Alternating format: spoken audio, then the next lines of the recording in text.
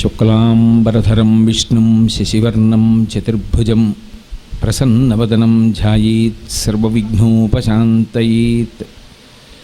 గురుర్బ్రహ్మా గురుర్విష్ణుః గురుర్దేవో మహేశ్వరః గురు సాక్షాత్ పరబ్రహ్మ తస్మై శ్రీ గురవై నమః.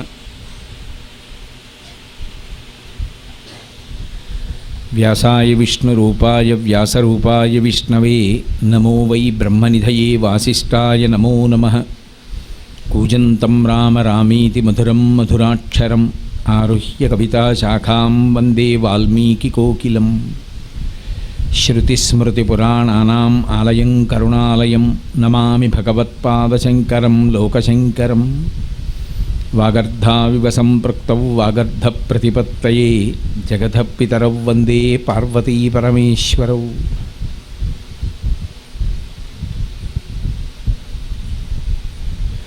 సూక్తిం సమగ్రేతున స్వయమేవ లక్ష్మీః శ్రీరంగరాజమహిషీ మధురైః కటాక్షైః వైదగ్ధ్యవర్ణగుణగుంభనగౌరవైర్యాం కండూలకర్ణకుహరాः కవయోధయంతి. హైమోర్ధ్వపుండ్రమజహన్మకుటం సునాసం మందస్మితం మకరకుండలచారుగండం బింబాధరం బహుళదీర్ఘకృపాకటాక్షం శ్రీవేంకటేశముఖమాత్మని సన్నిధత్తాం. విమలపటి కమలకుటి పుస్తకరుద్రాక్షసస్తహస్తపుటి కామాక్షి పక్ష్మలాక్షి కలిత విపంచి విభాసి వైరించి. మనోజవం మరుతతుల్యవేగం జితేంద్రియం బుద్ధిమతాం వరిష్టం వాతాత్మజం వనరయూధముఖ్యం శ్రీరామదూతం శిరసా నమామి. ఆపదామపహర్తారం దాతారం సర్వసంపదాం లోకాభిరామం శ్రీరామం భూయో భూయో నమామ్యహం. హరి ఓం. పరమేశ్వర స్వరూపమైన సభకి నమస్కారం. రక్షణము లేక సాధుడు రక్షితుడగు సమత చేసి రాయుడులందున్ రక్షణలు వేయి కలిగిన శిక్షితుడగు కలుడు పాప చిత్తుండగుటన్నంటారు పోతన గారు భాగవతం దశమస్కంధంలో. అలా ఆ త్రికూట పర్వత శిఖరం మీద ఉన్నటువంటి కాంచనలంకా పట్టణాన్ని తేరిపారి పర్వతాకారంతో చూస్తున్నారు ఆయన. అలా చూడగలిగినవాడు అంతటి ధైర్యశాలి ఆయన ఒక్కడే, వేరొకడు లేడు.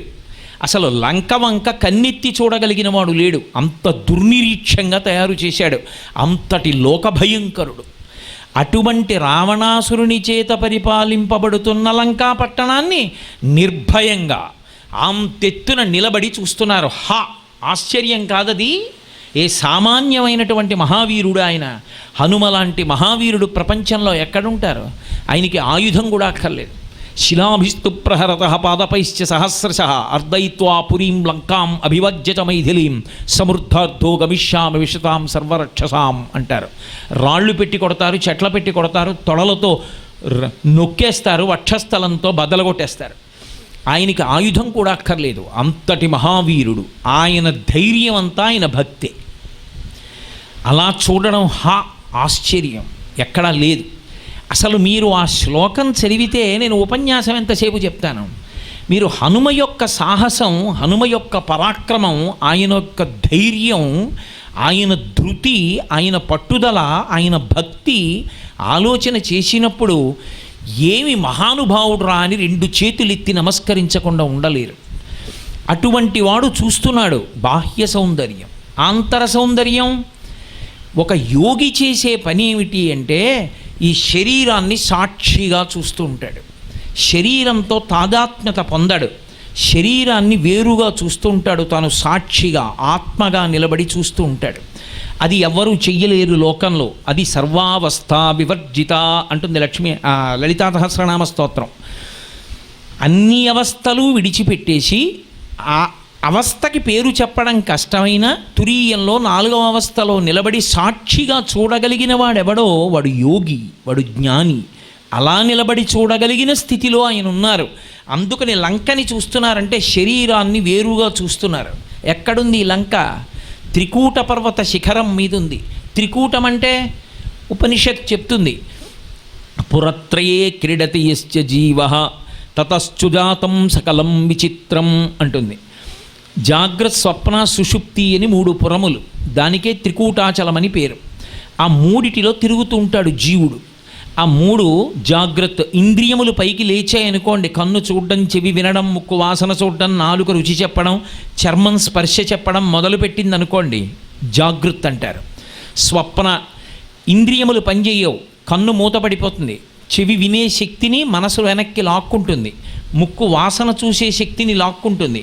లాక్కుని మనస్సు ఒక్కటి తెలివిగా ఉండి స్వప్నంలో ఇంతకుముందు చూడనిది, చూడాలని కోరుకున్న దాన్ని చూపిస్తూ ఉంటుంది. లేదా ఇంతకుముందు భయపడిన వస్తువు ఏదుందో దాన్ని మళ్ళీ చూపించి భయపెడుతుంది, అది స్వప్నం. సుషుప్తి. ఇంద్రియ శక్తులతో కూడుకున్న మనస్సు ఆత్మలోకి వెళ్ళిపోతుంది. సుషుప్తి గాఢ నిద్ర, అది సమాధి స్థితి లాంటిది. అందుకే నిద్రలో ఉన్నవాడిని లేపద్దు అంటారు. అది బ్రహ్మమును అనుభవిస్తున్నటువంటి స్థితి లాంటిది, అజ్ఞానము చేత తెలియదు అనుభవిస్తున్నానని. ఈ మూడే. జీవుడు ఎంతకాలం బ్రతికాడన్నది కాదు, జీవుడు ఎప్పుడూ ఈ మూడు పురములలో తిరుగుతూ ఉంటాడు. తెలివిగా ఉంటే జాగ్రత్త, కలగంటుంటే స్వప్నం, గాఢ నిద్రలోకి పోతే సుషుప్తి, మళ్ళీ సుషుప్తిలోంచి స్వప్నం, స్వప్నంలోంచి జాగ్రత్త, జాగ్రత్తలోంచి సుషుప్తి, సుషుప్తిలోంచి స్వప్నం, స్వప్నంలోంచి జాగ్రత్త. ఎన్నేళ్ళు బతికినా ఈ మూడిటిలోనే తిరుగుతాడు. ఈ మూడు దాటిన వాడుంటే వాడు శరీరాన్ని సాక్షిగా చూస్తాడు. దీనికి ఆకలేస్తోందంటాడు, నాకు ఆకలేస్తోంది అండవు. దీనికి ఆకలేస్తోందని తాను తెలుసుకుంటున్నటువంటి ఆత్మ. భగవాన్ రమణుల దగ్గరికి వెళ్ళి ఒకప్పుడు కొంతమంది ఓ ప్రశ్న వేశారు, రాత్రి బాగా నిద్రపోయారా అని అడిగారు. ఆయన అన్నారు, ఇది నిద్రపోయింది అన్నారు. ఇది నిద్రపోయింది. మరి మీరు? నాకు నిద్ర ఉండదు, ఎప్పుడూ తెలివిగా ఉంటానంటే ఆత్మ. ఆయనకి సర్కోమా వచ్చి తీవ్ర జ్వరంతో ఆయన కదిలిపోయి పడిపోతే పట్టుకుని కొంతమంది అన్నారు, బాబోయ్ ఇంత నెత్తురు కారిపోతోంది, మీరు చనిపోతారేమో అని భయంగా ఉంది, మీరు వెళ్ళిపోతారేమో అన్నారు. చనిపోతారేమో అన్న మాట అమంగళకరంగా ఉంటుందని. ఆయన అన్నారు నిలబడి, నేను వెళ్ళిపోవడమా? నేను వెళ్ళిపోవడానికి చోటుందా? నేను అంతా నిండిపోయిన ఆత్మని అన్నారు. అదిగో ఆ సత్యమునందు ఊంచుకొని శరీరమును సాక్షిగా చూసేటటువంటి యోగి యొక్క స్థితి ఏది ఉంటుందో దాన్ని జీవన్ముక్తుడంటారు. శరీరముతో ఉంటాడు, కానీ శరీరము కన్నా వేరుగా ఆత్మగా తాను నిలబడి చూస్తూ ఉంటాడు. శరీరం పడిపోతే విదేహముక్తి, శరీరం కూడా పోయి అంతటా నిండిన ఆత్మగా అయిపోతాడు. అదిగో అలా చూస్తున్నటువంటి ఒక యోగిగా ఉండడం, త్రికూట పర్వత శిఖరం మీద ఉన్న లంకని చూడడం. ఇది ఉన్నంతకాలం కదూ త్రికూటంలో తిరుగుతూ ఉండడం, మూడు పురములలో తిరగడం. అందుకని ససాగరమానా దృశ్యా అతిక్రమ్య మహాబల త్రికూట శిఖరే లంకాం స్థితాం స్వస్థో దదర్శ. చూస్తున్నారు హనుమ. చూసి ఆయన అన్నారు, ఏమి ఆశ్చర్యకరం రా ఈ లంకాపట్టణం. హంసకారండవాకీర్ణాహవాపీ పద్మోత్పలాయుతా అక్రీడాన్ వివిధాన్ రమ్యాన్ వివిధాంశ్చ జలాశయాన్ అన్నారు. ఈ లంకాపట్టణం ఎక్కడ చూసినా సరోవరాలే, ఎంత అందమైన సరోవరాలు. అందులో ఇన్ని పక్షులు, హంసకారండవాకీర్ణాహవాపీ పద్మోత్పలాయుతా, అరవిరిసినటువంటి పద్మములు, పద్మముల మీద తుమ్మెదలు, హంసలు, కన్నెలేడి పిట్టలు ఇన్ని తిరుగుతున్నాయి ఆ సరోవరాల్లో. బాహ్యమునందు అసలు ఒక సరోవరం ఉండి ఆ సరోవరంలో అరవిరిసినటువంటి పద్మాలు, పద్మాల మీద ఝంకారంతో తిరుగుతున్న తుమ్మెదలు కనపడితే మీ మనసు మీ ప్రయత్నం లేకుండా లయమైపోతుంది. ఎంతో ప్రయత్నం చేస్తే తప్ప మనసుని నిలబెట్టలేరు. మీ ప్రయత్నం లేకుండా మనసుని నిలబెట్టగలిగినటువంటివి బాహ్యంలో మూడు వస్తువులు ఉన్నాయి. ఒకటి సముద్రం, రెండవది ఏనుగు యొక్క ముఖం. ఏనుగు యొక్క ముఖాన్ని చూస్తే పసిపిల్లల దగ్గర నుంచి వృద్ధుల వరకు తాదాత్మ్యతతో అలా చూస్తారు. మూడవది చంద్రుడు. మనోలయం చెయ్యడానికి వెళ్ళి ఒడ్డున కూర్చుంటే చాలు, మీరు ఏదో అలా చూస్తుంటే చాలు, మీకు మనోలయం అయిపోయేటట్టుగా చెయ్యగలిగినది అద్భుతమైనటువంటి వస్తువులుగా నిర్ణయించారు అప్పై దీక్షితరు వారు. అందులో ఒకటి సరోవరం. సరోవరం అంటే లక్ష్మీస్థానం, ఆ పద్మముల యందు లక్ష్మీదేవి ఉంటుంది. అటువంటి సరోవరాలు, అన్ని సరోవరాలు కనపడుతుంటే నిజంగా కంటికి ఎంత అందంగా ఉంటుంది. పైగా అందులో కన్నెలేడి పిట్టలు, హంసలు ఇవన్నీ ఈదుతున్నాయి. ఈ ఈదుతున్నటువంటి సరోవరాలు స్నానయోగ్యములు. ఎందుకంటే ఆ పద్మ కింజిల్కముల యొక్క పుప్పుడి అందులో పడుతూ ఉంటుంది. పడినప్పుడు మంచి సువాసనతో కూడుకున్నటువంటి నీళ్లుంటాయి. ఏదో ఏలా లవంగ గనసార సుగంధి తీర్థం దివ్యం వియచ్చరితి హేమ ఘటేషు పూర్ణం అంటారే. యాలుకల యొక్క గుండతో కలిపినటువంటి నీటిని ఈశ్వరా మీకు నివేదనకి సిద్ధం చేశామంటారు వెంకటేశ్వర సుప్రభాతంలో. అలా పద్మముల యొక్క పుప్పుడి పడడం చేత కలిసినటువంటి ఆ నీరు గొప్ప సౌరభంతో కూడుకున్నదై ఉంటుంది. ఆ నీటికి ఉన్న లక్షణం ఏమిటంటే తాపోపశాంతిని కల్పిస్తుంది. ఎంత అలిసిపోయి రండి సరోవరంలో దిగితే అమ్మయ్యా అనిపిస్తుంది. పసిపిల్లల దగ్గర నుంచి పెద్దవాళ్ళ వరకు మీరు ఎప్పుడైనా కనిపెట్టండి, నీటిలోకి దిగితే ఓ పట్టాన పైకి రాడు. కాసేపు నీళ్ళల్లో ఒడ్డునున్నంతసేపు అమ్మో పర్వాలేదా అండి అంటాడు. ఏం పర్వాలేదు దిగవా ఏం దింపారనుకోండి, పైకి ఎక్కించడం కష్టం. స్నానం చేసి పైకి ఎక్కడు. కాసేపు ఆ నీళ్లలో నిలబడి ఆటలు పాటలు సంతోషం మునకేయడం పైకి లేవడం, ప్రతి వాళ్ళల్లోనూ బాల్యచేష్టితం వచ్చేస్తుంది. అది మనసుని రంజింపచేస్తుంది. బాహ్యమునందు సరోవరములు ఎంత అందంగా ఉంటాయో ఈ లంక యందు కూడా సరోవరములు ఉంటాయి. ఏమిటవన్నీ భోగస్థానములు. ఒక్కొక్క ఇంద్రియంతో ఒక్కొక్క సుఖాన్ని అనుభవిస్తున్నప్పుడు ఒక్కొక్క తాపం తీరుతూ ఉంటుంది. ఏదో నాకో మధుర పదార్థం తినాలని ఉందనుకోండి, ఆ మధుర పదార్థం తెచ్చి నాలుక మీద పెట్టుకోగానే నాకు కలిగినటువంటి భోగోపశాంతి వలన కలిగినటువంటి సుఖానుభూతి చేత నేను తాపోపశాంతిని పొందాను. అదో సరోవర స్నానం. అలా ఈ కంటితో నేను ఒకటి చూడాలని కోరుకున్నప్పుడు ఆ కంటితో నేను దాన్ని చూసి ఆనందపడిపోయి నా మనసు తన్మయత్వాన్ని పొంది తాపోపశాంతిని పొందడం ఒక సరోవర స్నానం. ఎక్కడున్నాయి ఆ సరోవరాలన్నీ? ఇక్కడే ఉన్నాయి. కాబట్టి ఆ లంకాపట్టణం ఎంత అందంగా ఉంది అంటే హంస కారండవాకీర్ణాహవాపీ పద్మోత్పలాయుతా అక్రీడాం వివిధాన్ రమ్యాన్ వివిధాంశ్చ జలాశయాన్. అంతేనా? సంతతాన్ వివిధై వృక్షై సర్వర్తు ఫలపుష్పితై ఉద్యానాని చ రమ్యాని దదర్శకపి కుంజరః. హనుమ చూస్తున్నారు నిలబడి లంకాపట్టణంలో ఉండేటటువంటి వైభవాన్ని. సంతతాన్ వివిధై వృక్షై సర్వర్తు ఫలపుష్పితై. ఒక్కొక్క ఋతువులో ఒక్కొక్క చెట్టు పుష్పిస్తుంది, పుష్పించి ఫలిస్తుంది. ఆ ఋతువు వచ్చినప్పుడు మీరు చెప్పక్కర్లేదు ఆ చెట్టుకి, ఈ ఋతువు వచ్చింది నువ్వు ఈ పని చేయి అని ప్రబోధం అక్కర్లేదు. అక్కర్లేకుండా అది పుష్పిస్తుంది. వసంత ఋతువు వచ్చిందనుకోండి, మామిడి చెట్లు అన్నీ పూత పూస్తాయి. పూత పూసి అన్ని పిందెలు పెడతాయి. అన్ని పిందెలు పెట్టి కాయలతో వంగి మంచి పళ్ళు పండుతాయి. ఒక్కొక్క ఋతువునందు ఒక్కొక్క పండు వస్తుంది. ఏ ఏ ఋతువుల యందు ఏ ఏ చెట్లు పుష్పిస్తాయో ఫలిస్తాయో అవన్నీ అక్కడ ఉన్నాయి లంకాపట్టణంలో. కాబట్టి మీరు ఒక సంవత్సరంలో ఒక ప్రత్యేక కాలంలో లంకాపట్టణంలోకి వెడితే ఈ ఋతువులో పండే చెట్లేవి ఈ ఇంట్లో లేవండి అనడానికి ఏమి ఉండదు. ఆ లంకాపట్టణంలో ఎప్పుడూ విరగబూసి కాసినటువంటి చెట్లు కొన్ని ఉంటాయి. అంటే ఏ ఏ ఋతువుల యందు ఏ ఏ ఫలములు వస్తాయో ఆ చెట్ల యొక్క సమూహములు లంకాపట్టణంలో అన్నీ ఉన్నాయి. సీతాఫలాలు వచ్చే కాలానికి సీతాఫలాల చెట్లు, మామిడికాయలు కాసే వేళటికి మామిడి చెట్లు, సపోటాకాయలు కాసే వేళటికి సపోటా చెట్లు, జామకాయలు కాసే వేళటికి జామ చెట్లు. ఏ ఋతువునందు ఏ చెట్టు పుష్పించి ఫలించాలో అవన్నీ కూడా లంకాపట్టణమునందు విరివిగా నాటపడి ఉన్నాయి. అవన్నీ కూడా పుష్పించి ఫలిస్తూ ఉంటాయి. దీని ఎందు రెండు కారణములు. అసలు ఋతువుతో సంబంధం అక్కర్లేదు రావణాసురుడికి. ఎందుకో తెలుసా? రాక్షసత్వం అన్న మాటకు అర్థం అదే. పరమేశ్వర శాసనాన్ని తిరగరాశాడు. భగవంతుని యొక్క శాసనము ధర్మచక్ర స్వరూపంగా కాలచక్రంగా తిరుగుతూ ఉంటుంది. ఈ కాలచక్రం తిరగడంలో ఎవరి యొక్క ప్రమేయం ఉండదు.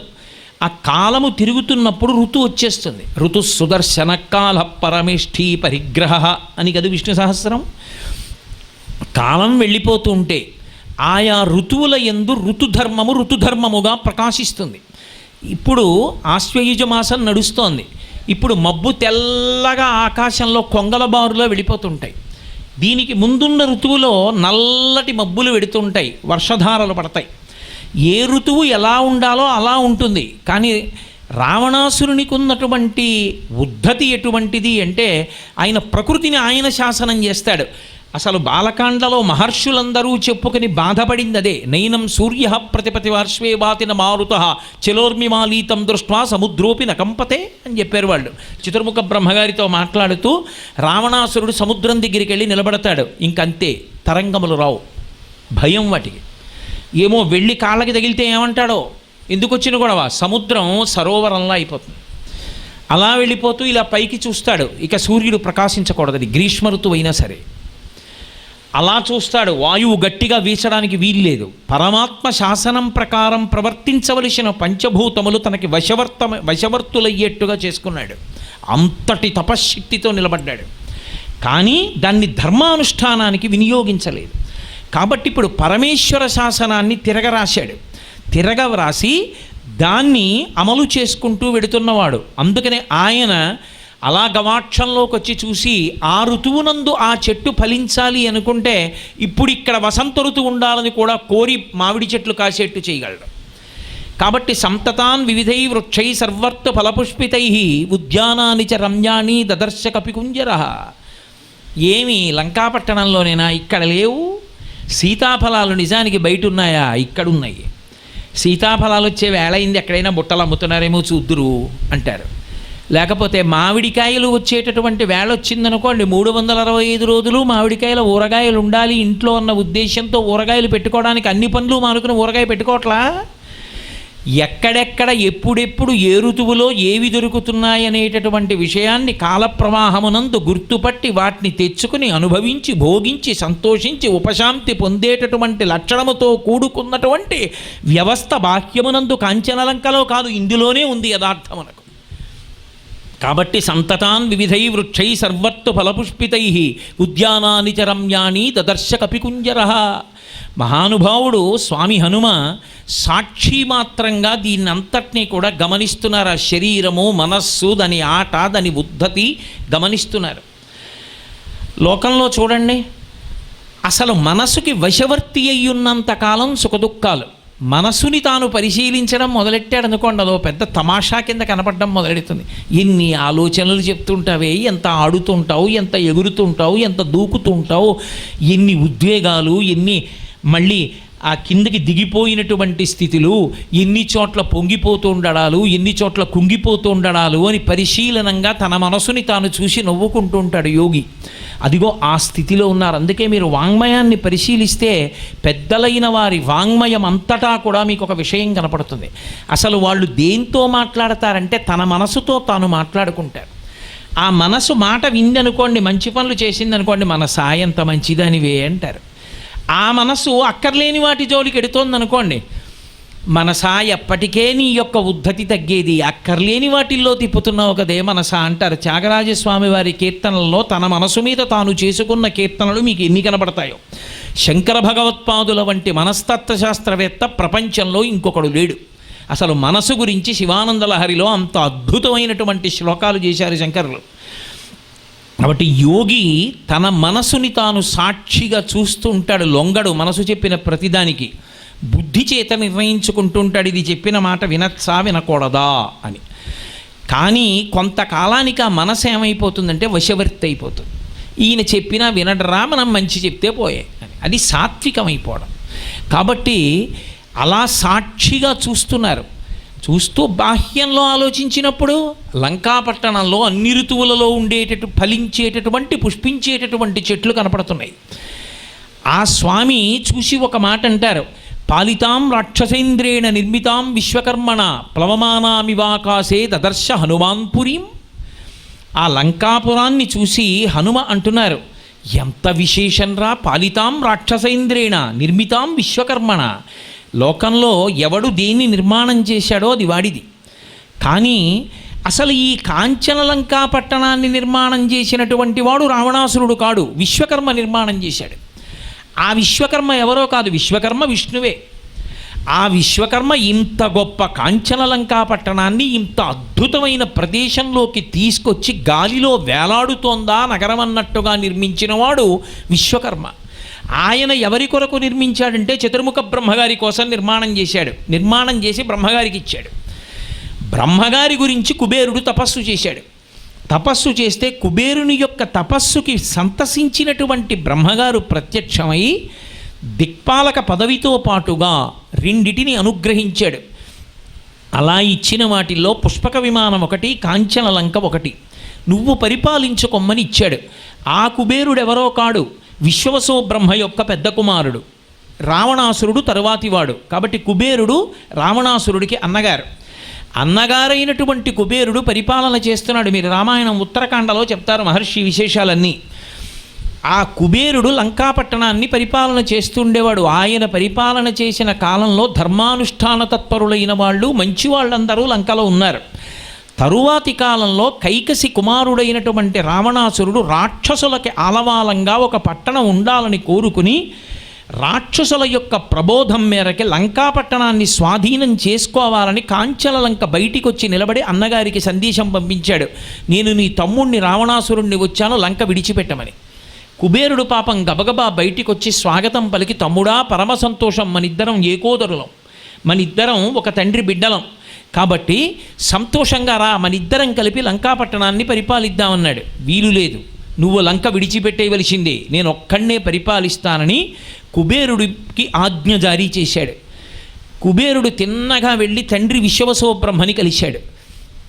నాన్నగారు చతుర్ముఖ బ్రహ్మగారు తపస్సు చేసినటువంటి నాకు ఇచ్చారు లంకాపట్టణాన్ని, తమ్ముడు వచ్చాడు, పరిపాలించుకుందాం రమ్మన్నాను. కాదు, నాకే ఉండాలి, నువ్వు విడిచిపెట్టి వెళ్ళిపోమ్మంటున్నాడు, నన్ను ఏం చేయమంటారని అడిగాడు.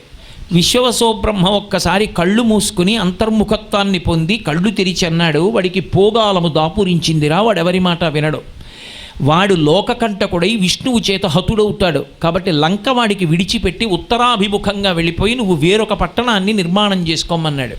అప్పుడు అలకాపురి నిర్మాణం చేసి హిమాలయాలలో అక్కడికి వెళ్ళిపోయాడు కుబేరుడు. అసలు దాన్ని నిర్మాణం చేసిన వాడు విశ్వకర్మ, అది నిర్మింపబడింది బ్రహ్మగారి కోసం. తపస్సు చేసినటువంటి సత్వగుణ ప్రవృత్తి కలిగినటువంటి కుబేరుడికి బ్రహ్మగారు బహుమానంగా ఇచ్చాడు. అన్నగారిదైన వస్తువు పరమగౌరవంతో అన్నగారితో కలిసి పరిపాలించడమో, అన్నగారు పరిపాలిస్తుంటే తాను అనుగమించడమో చెయ్యడం మాని, అన్నగారిని రాజ్యం నుంచి తరిమి కొట్టి తనదిగా ఆ రాజ్యాన్ని అనుభవిస్తున్నటువంటి వాడు రావణాసురుడు. ఇది తమాషా. ఇది చూసి అంటున్నారు హనుమ, పాలితాం రాక్షసేంద్రేణ నిర్మితాం విశ్వకర్మణ, పోని విశ్వవసోబ్రహ్మ యొక్క కుమారుడు బ్రాహ్మణుడు అలా ఉన్నాడా?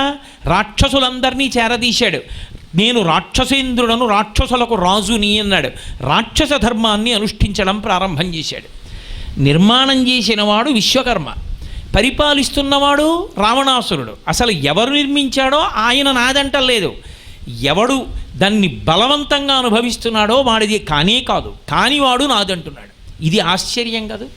పాలితాం రాక్షసేంద్రేణ నిర్మితాం విశ్వకర్మణ ప్లవమానా వివాకాశే దదర్శ హనుమాన్పురి. ఆ పర్వతం మీద నిలబడి చూస్తున్నటువంటి హనుమ ఆశ్చర్యపోతున్నారంటే రావణాసురుని యొక్క జీవితంలో ఉన్న లోతుపాతుల్ని విచారణ చేస్తున్నారు. ఎంత అధర్మం అంటిపెట్టి ఉందో అసలు ఆ పట్టణాన్ని పరిపాలించడంలోని. కాదు, ఆంతరముగా ఆలోచించండి. నేనన్నప్పుడల్లా ఇలా చూపిస్తాం. ఇదొక్కటి ఉన్న కారణం చేత ఈ నేనొక్కటి ఇలా అన్నప్పుడల్లా కొన్ని కోట్ల నాదులు బయలుదేరతాయి. ఇదొక్కటి ఇలా అంటే నా ఉత్తరీయం, నా పూలదండ, నా పంచ, నా లాల్చి, నా దగ్గర ఉన్న డబ్బు, నా ఉంగరాలు, నా రుద్రాక్షమాల, నా భార్య, నా బిడ్డలు, నా కూతురు, నా అల్లుడు, నా మనవలు, నా కొడుకు, నా కోడలు, నా వియ్యాలారు, నా స్నేహితుడు, నా ఇల్లు, నా గది, నా కలం, ఎన్ని నాదులు వచ్చాయి. ఒక నేనుకి ఇన్ని నాదులు. అదే మధుకైటభులంటే. మధు అంటే ఒక్క తేనె చుక్క వేస్తే చుట్టూ చీమలు చేరుతాయి. మధువు అత్యంత ప్రీతిపాత్రమైంది నేను, దాని చుట్టూ ఉన్న నాదులు కీటకములు పట్టుకుంటాయి. కైటభుడు, మధుకైటభులు అంటే నేను, నాది, ఇంకేం కాదు. అవి ఎప్పుడున్నాయి అంటే భగవంతుడు ఎప్పుడున్నాడో అవి అప్పుడే ఉన్నాయి. భగవంతుడు ఎప్పుడు పుట్టాడో నేను, నాది అన్న రాక్షస స్వభావం కూడా అప్పుడే పుట్టింది. అందుకే విష్ణువు పుట్టినప్పుడే విష్ణువు చెవిగులిబిగా అది కూడా వచ్చింది. వాటిని జయించినవాడు తప్ప పరమేశ్వరుణ్ణి చేరలేడు. ఆ మధుకైటభుల్ని ఎవరు సంహరిస్తారంటే విష్ణువు సంహరిస్తారు, అమ్మవారు సంహరిస్తుంది. విష్ణువు వైష్ణవి కాబట్టి వాళ్లే సంహరించాలి. అంటే వాళ్ళ పాదములు పట్టుకుంటే వాళ్ళు ఆ భావన మారుస్తారు. నేను, వాడు, నాది, వాడిది, వాడు, వాడిది, నేను, నాది. ఇప్పుడు ఆ నాలో ఉన్న నేను, అందరిలో ఉన్న నేనన్ననాడు ఆ నేను పెద్దదైపోవడమే విశ్వమంతా ఒక్క కుటుంబం అన్న భావనకి వెడితే శంకరాచార్యుల వారిలా మాతాచ పార్వతీదేవి పితాదేవో మహేశ్వర బాంధవా శివభక్తాశ్చ స్వదేశో భువనత్రయం అనగలడు. అంతటా కలిపి నా కుటుంబమే, ఈ నేను నిండిపోయిన ఇదంతా నేనే ఒక్కటే అనగలడు. వసుధైవ కుటుంబకం, అది సనాతన ధర్మం యొక్క వైభవం. కాబట్టి మన శరీరాన్ని నిజానికి ఈ లంకాపట్టణాన్ని నిర్మాణం చేసిన వాడెవరు? విశ్వకర్మ. ఆయన నిర్మాణం చేసినటువంటి వాడు ప్రాణ అపాన వ్యాన బుధాన సమాన నాగ కూర్మ కృకర ధనంజయ దేవదత్తములనేటటువంటి 10 వాయువులను 9 రంధ్రములున్నటువంటి ఈ తోలి తిత్తిలో నించోపెట్టి తన శాసనం అయ్యే వరకు బయటికి వెళ్లకుండా ఆపాడు. 2 కళ్ళు, 2 ముక్కు కన్నాలు, 2 చెవి కన్నాలు, 6 నోరు, 7 మలద్వారం, 8 మూత్రద్వారము, 9 రంధ్రములున్న తోలు తిత్తిలో 10 వాయువులు ఆయన శాసనం అయ్యే వరకు నిలబడాలి. అది విశ్వకర్మ. మహానుభావుడు ఈ శరీరాన్ని ఆయన నిర్మాణం చేశాడు. ఇందులో ఉన్న గుండె ఆయన ఇచ్చింది, మూత్రపిండాలు ఆయన ఇచ్చినవి, ఊపిరితిత్తులు ఆయన ఇచ్చినవి, జీర్ణ వ్యవస్థ ఆయన ఇచ్చినది. అరికాళ్ల నుంచి మెదడు వరకు రక్త ప్రసారం ఒకే వేగంతో జరుగుతోందంటే ఆయన ఇచ్చింది.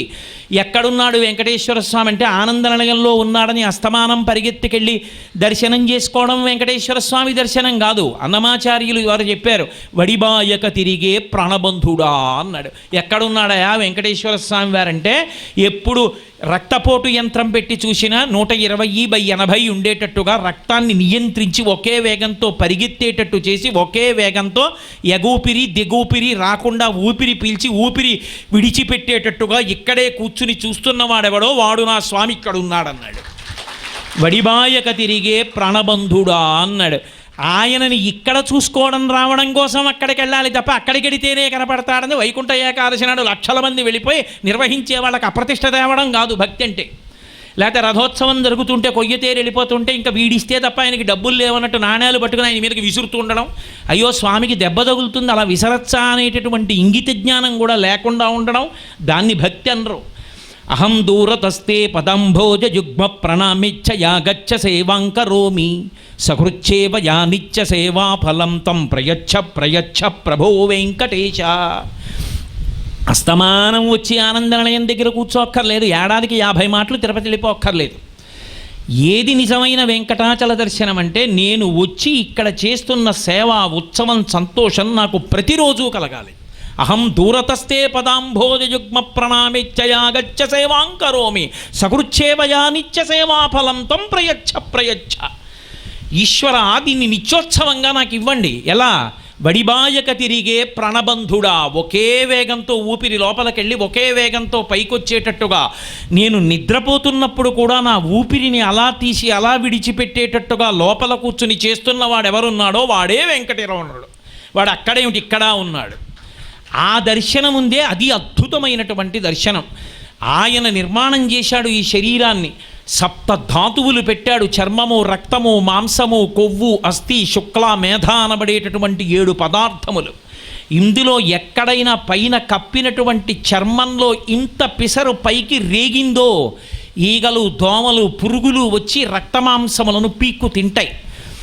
ఎక్కడ అలా తినడానికి వీలు లేకుండా అంత అందంగా కప్పాడు. మీరు ఒక గజం గుడ్డ తీసుకొచ్చి అందులో ఒక వస్తువుని పెట్టి లోపల ఉన్న వస్తువు పెద్దది తీసుకొచ్చి పెట్టి ఆ గుడ్డనే మళ్ళీ సాగదీసి కనపడకుండా మూట కడదామని లాగారనుకోండి, చిరిగిపోతుంది. నేను పసిపిల్లవాడిగా మా అమ్మ యొక్క ఒడిలో పడుకున్నప్పుడు వచ్చినటువంటి చర్మం ఏదుందో అదే నేను 6 అడుగుల ఎత్తు పెరిగినప్పుడు కూడా సాగింది తప్ప కొత్తగా చర్మాన్ని తెచ్చి అంటించలేదు ఎవరు.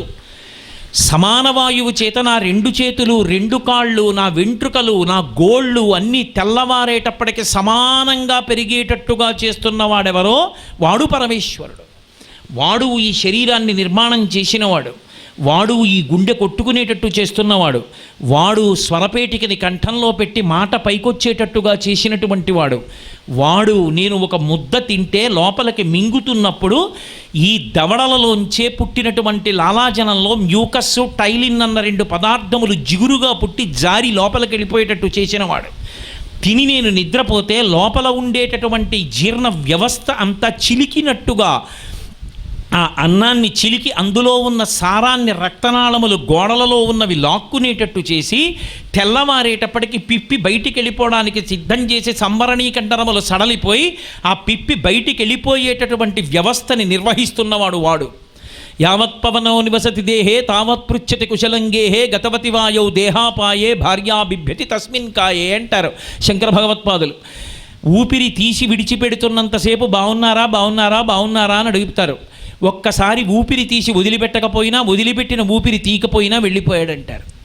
ఆ ఊపిరి తీసి విడిచిపెడుతున్నది నేను కాదు, నేనైతే ఆపుకోవాలని ఎవడూ కోరుకోడు. కానీ ప్రయత్నం లేకుండా ఆగిపోతోందన్నా 1,000,000 మంది వైద్యులు కూడి వచ్చిన కానీ మరణమయ్యడి వ్యాధి మాన్పలేరు. ఆయన శాసనం అయిపోతే పడిపోవలసింది.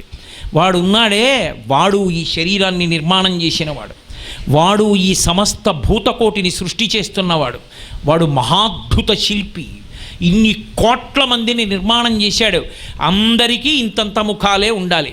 అందరి ముఖాల్లో 2 కళ్ళు ఉండాలి, ముక్కు ఉండాలి, 2 కన్నాలు ఉండాలి, కనుబొమలు ఉండాలి, పైన జుత్తు ఉండాలి, 2 చెవులు ఉండాలి, కంఠం ఉండాలి. కానీ ఆ ఒక్క ముఖాన్ని తయారు చేయడంలో ఒక ముఖం లాంటి ముఖం కొన్ని కోట్ల మందిలో మళ్ళీ 2వ ముఖం లేకుండా సృష్టించాడు. ఇన్ని ముఖాలు. వాడిలాంటి శిల్పి ఎక్కడున్నాడు? నేను పుట్టిన తరువాత ఎన్నో వ్రాతలు రాశాను, కాగితాల మీద నీళ్లు పడి కరిగిపోయాయి. వాడు నేను పుట్టినప్పుడు గీశాడు అరిచేతిలో ఈ గీతలు. ఎన్నిసార్లు స్నానం చేశానో, ఎన్నిసార్లు కడిగానో, వాడు ఏ సాధనం వాడాడో ఈ గీతలు చెరిగిపోవు. వాడు వాడిన పరికరాలు, వాడు గీసిన గీతలు అంత శాశ్వతమైనవి. అటువంటి ఉలి పట్టుకున్న శిల్పి వాడు. దీన్ని నిర్మాణం చేసినవాడు వాడు, దీన్ని నిర్వహిస్తున్నవాడు. వీధిలోవన్నీ నేను చూస్తాను, పనికిమాలినవన్నీ. ఇందులో పదార్థం అయిపోయింది, ఆకలేస్తోందని లోపల నుంచి మంట రూపంలో చెప్పేవాడు వాడు. ఇందులో నీళ్ళైపోయాయిరా, నీళ్లు పొయ్యరా అని చెప్పేవాడు వాడు. ఇది బాధపడుతోందిరా, వైద్యుడి దగ్గరికి వెళ్ళరా, నారాయణ స్వరూపుడు నీకు వైద్యం చేస్తాడని బాధ రూపంలో, నొప్పి రూపంలో మాట్లాడించేవాడు వాడు. ఇన్ని చేసి నిర్వహిస్తున్నవాడు వాడు. వాడన్ని చేస్తే మనమేమంటాం? మనమంటే మీరు కాదు, నా వంటి మూర్ఖులు ఏమంటాం? నేను అంటాం. నేను అని ఇలా చూపించే ముందు ఇది నిర్మాణం చేసినవాడు వాడు. అసలు రక్షణ వ్యవస్థ అంటే వాడిది. అత్యంత ముఖ్యమైనటువంటిది ఏది ఉందో దాన్ని అలా రక్షించాడు వాడు. ఇక్కడ గుండె పెట్టాడంటే దాని చుట్టూ వంగిన ఎముకల చేత ఉరప్పంజరాన్ని పెట్టాడు, దానికి దెబ్బ తగలకుండా. మెదడు ఉన్నది అంటే దాని మీద పెంకు పెట్టాడు. కేవల నిర్మాణం కాదు, వాడి నిర్మాణంలో ఎంత దయ ఉందో, నిజంగా ఎంత దయతో కూడుకున్నవాడో పరమేశ్వరుడు. పరమేశ్వరుడి దయకి నేనొక్క మాట చెప్తాను, ఆలోచించండి. వాడు నిర్మాణం చేసేటప్పుడు కడుపు నోటి దగ్గర, నోరు కడుపు దగ్గర పెట్టాడు అనుకోండి, గొప్ప దాహం వేస్తే వాడు ఎలా తాగుతాడు? ఎప్పటికెక్కుతాయి పైకి నీళ్లు? ఎన్ని నీళ్లు తాగాలి? అన్నం తింటాడా? వాడు కడుపు కింద పెట్టి, నోరు పైన పెట్టి, నీరు పల్ల మెరుగని పోసిన నీళ్లు కిందకి వెళ్ళేటట్టు చెయ్యడంలో ఈశ్వరుడు ఉన్నాడు. ప్రహ్లాదుడు భగవంతుడిని ఎక్కడ చూశాడంటే అక్కడ చూశాడు. పానీయంబులు త్రాగుచున్, కుడుచుచున్, భాషించుచున్, హాసలీలా నిద్రాదులు చేయుచున్, తిరుగుచున్, లక్షించుచున్, సంతత శ్రీనారాయణ పాద పద్మజుగళీ చింతామృతాస్వానుండై మరచన్ సురారిసుతుడే తద్విశ్వమున్ భూవరా అన్నారు పోతన గారు. మంగళాశాసనపరై మదాచార్య పురోగమై సర్వైశ్చ పూర్వైరాచార్యై సత్కృతాయాస్తు మంగళం. మంగళం కోసలేంద్రాయ మహనీయ గుణాత్మనే చక్రవర్తి తనూజాయ సర్వభౌమాయ మంగళం. ఉమాకాంతాయ కాంతాయ కామితార్థప్రదాయినే శ్రీగిరీశాయ దేవాయ మలినాథాయ మంగళం. సర్వం శ్రీ ఉమామహేశ్వర పరబ్రహ్మార్పణమస్తు. స్వస్తి.